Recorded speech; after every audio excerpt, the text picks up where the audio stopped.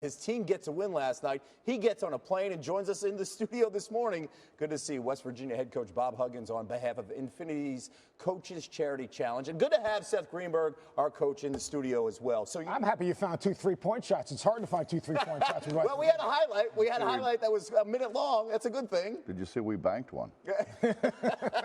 Still counts as 3 points. No, we work on that a lot. You're 13-1 right now. So what have you learned in 14 games for this team as you head into the heart of the conference schedule? We got to get a lot better. I mean, we're 13-1, and then you watch Kansas play, you watch Oklahoma play, you watch Iowa State play. I mean, our league is brutal. Yeah. Brutal. When you watch Kansas play, when you watch Oklahoma play, coming off that triple overtime, you got them on the schedule next week. What's your approach to those two teams? I think it'd help if we throw it to the guys on our own team. Well, I'm no doubt about that. We had 22 turnovers last night, so we got to take better care of the ball.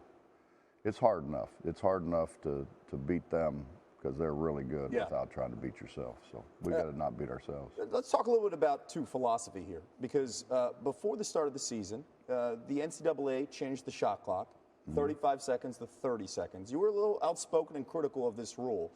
After playing 14 games, what's your assessment? Has it changed at all your thought process in watching the shot clock? I don't think it's made any difference.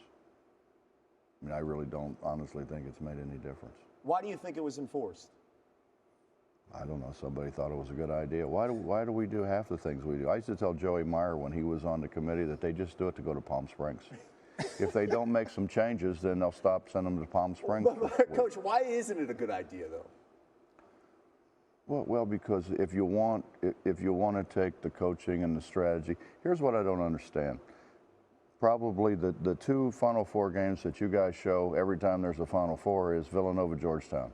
And Villanova took how many shots? 14 or something like that? Slowed that game down. Yeah, and won. And couldn't win any other way. And NC State beats Houston, 5-slam-a-jam. How did they do that? They slowed the game down. And so strategy became part of it. Those are what we go back to as the great games of all time. Well, the great games of all time had no shot clock. And the lesser guys had a chance to win. And the shorter the shot clock, why do you think the NBA shot clock is lower? Because they want the best athletes to win. So it's the difference of the talent on the floor and taking advantage of that talent. Well, the lower the shot clock, the better chance that the best athletes are going to win. The more possessions, the best athletes are going to win. Well, you had plenty of possessions last night, put up 95 points. You feel good. I know you mentioned the 22 turnovers as a coach. That's what you look at the stat sheet. And I've been doing this a long time, and I keep looking up there and wondering how that happens. I mean, how can we score 95 points? Well, you turn them over about 40% of the time, and your best offense is most times a missed shot because you rebound over 40% of your missed shots. But we have to. And we have a lot of chances to do that. Here's my question for you. The other rule of freedom of movement, which obviously has been a huge point of emphasis because they want to make the game a little bit prettier. Yet your team probably fouls more than any team in the country. Have you changed anything with the new points of emphasis? Obviously not. See, I get in trouble for saying what really, like they asked me about the freedom of movement thing, and I said, if you really want freedom of movement, then let's put a height limit on guys. Make the center 6'5" like they were when they say that's what they want to get back to. Make the center 6'5", make the guard 6 foot, make everybody smaller.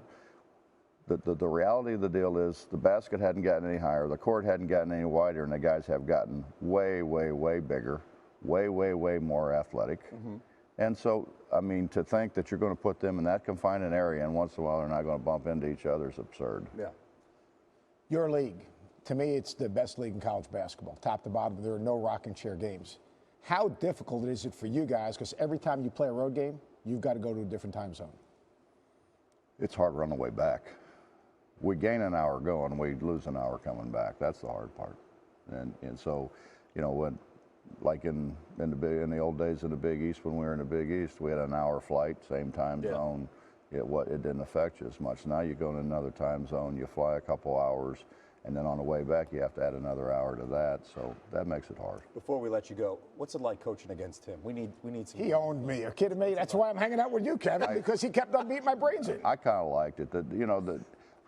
Seth and I have gotten along for a long, long time. The only thing was in the league meetings. Seth had way too many opinions. Kept us in way too long. Now you understand our green room conversation. They continue on and on. Coach Huggins, thank you so much, and good luck next week against Kansas and Oklahoma.